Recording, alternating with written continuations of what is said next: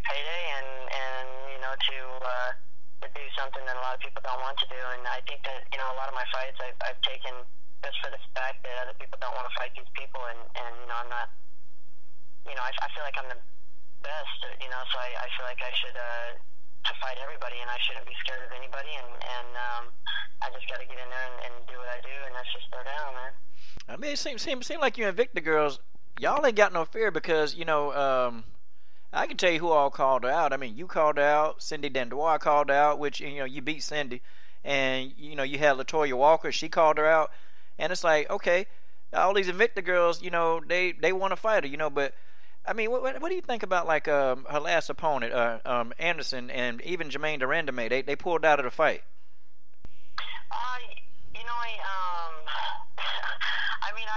Obviously, Anderson didn't pull up because she's scared. She pulled out for different reasons, but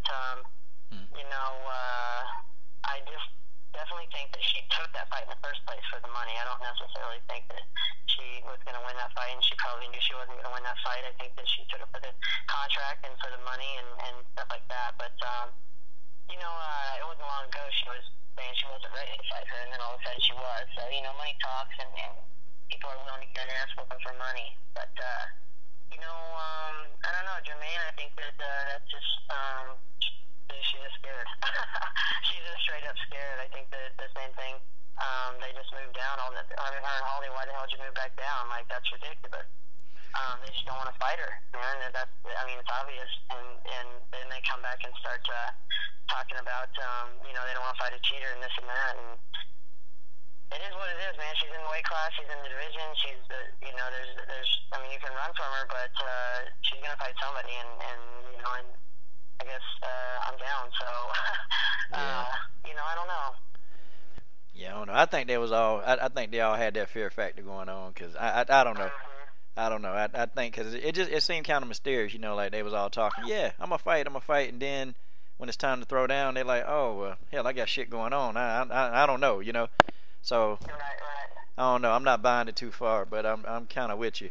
So okay. Yeah, well, if you're gonna let the UFC rip your belt away, the most valuable belt, the most valuable position in the whole sport, and you're gonna let them just take it away because you won't fight somebody, there's something more going on. Like that's just straight fear in my eyes. You know what I mean? So I wouldn't let nothing like that slip through my hands. Not without a fight, anyway. We know you're gonna fight because you got your decision overturned. So you fought in the octagon, you fought outside the damn octagon. I mean, you're a fighter.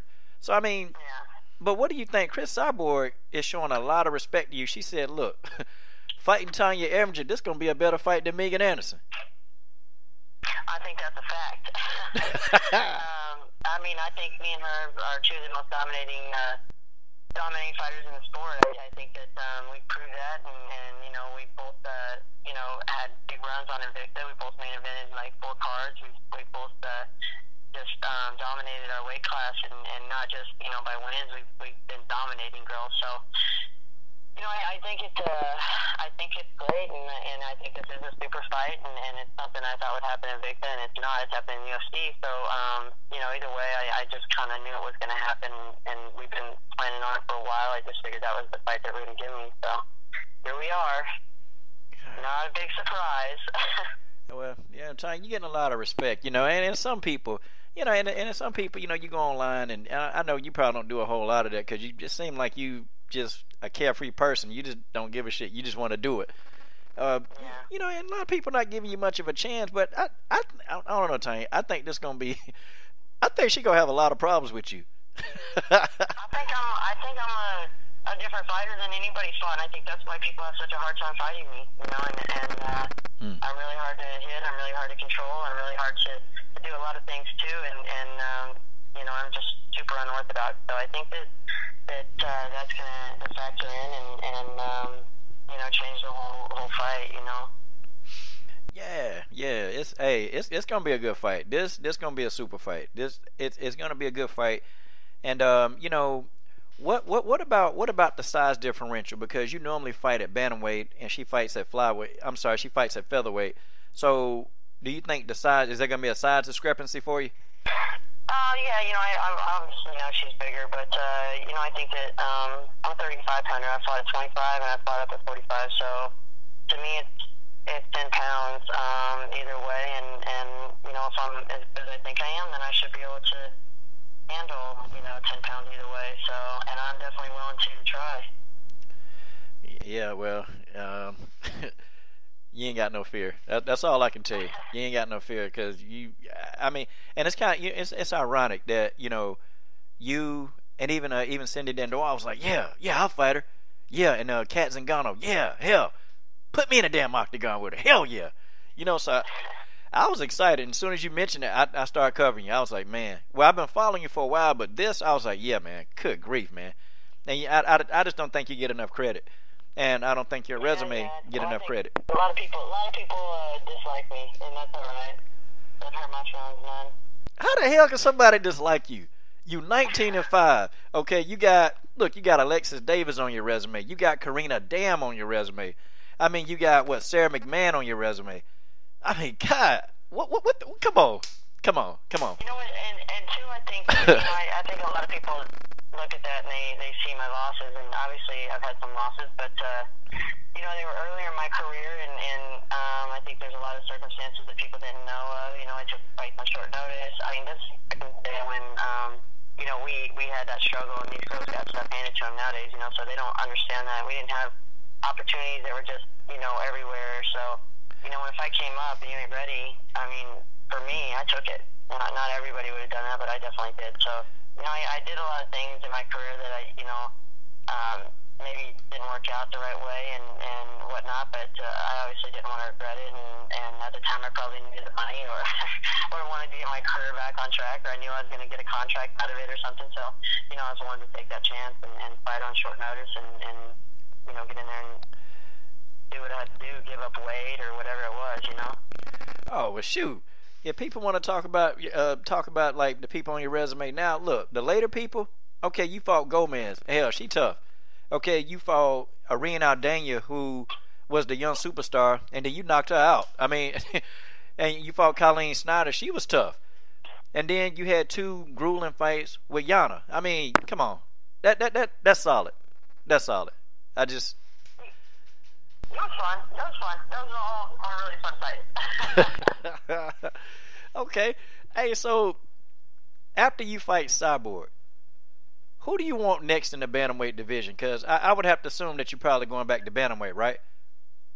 Yeah, it's a situation where I guess we have to wait to see how this fight turns out before we figure out, if I'm going to go to bantamweight or if I'm going to have one more fight up here at flyweight or whatever it is. So, it all depends on this win and whatnot, but and I'm here to fight, so I'm going to take a fight wherever I can get one, and whoever's willing to fight me, so I'm doing.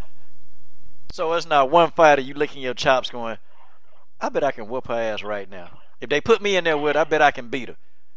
I think I can beat anybody. I really do. So, all right. I just one fight at a time. time and one round at a time, and 1 minute at a time. I try to take every fight the whole time through. I just want to win every position, and I want to win every minute. So, I'm constantly working for that, and it's just it ends up paying off, and that's just definitely what works for me. Okay, I got you. Oh, well, shoot. I mean, you kind of explained it. Oh, I got a couple of one of my followers that follow you.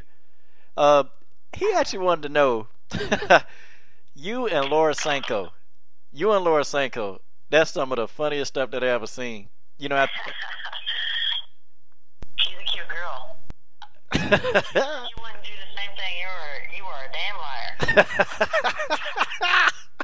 I'm sorry. I'm trying to stop. I said I wasn't gonna laugh when I interviewed you, but I messed that up. Man, okay. Yeah, hey. Seemed like she was kind of getting into it a little bit. I'm like, what? Well, I think I'm pretty charming, so Yeah, you charming. I just had to go for it. Hey, well, you know what? It's all in good fun, and I actually, I was laughing. I said, man, this woman got some testicles. Hot diggity dog. Yeah, I had to try. All right. Well, I try where I can. well, I don't want to keep you overstatically long, but before I let you go, I do this with a lot of the fighters, and I've interviewed a few people, and let me see how well you play this, okay? And then we're gonna shut it down. All right. This is called Name That Boxer. Do you keep up with boxing? No, I don't.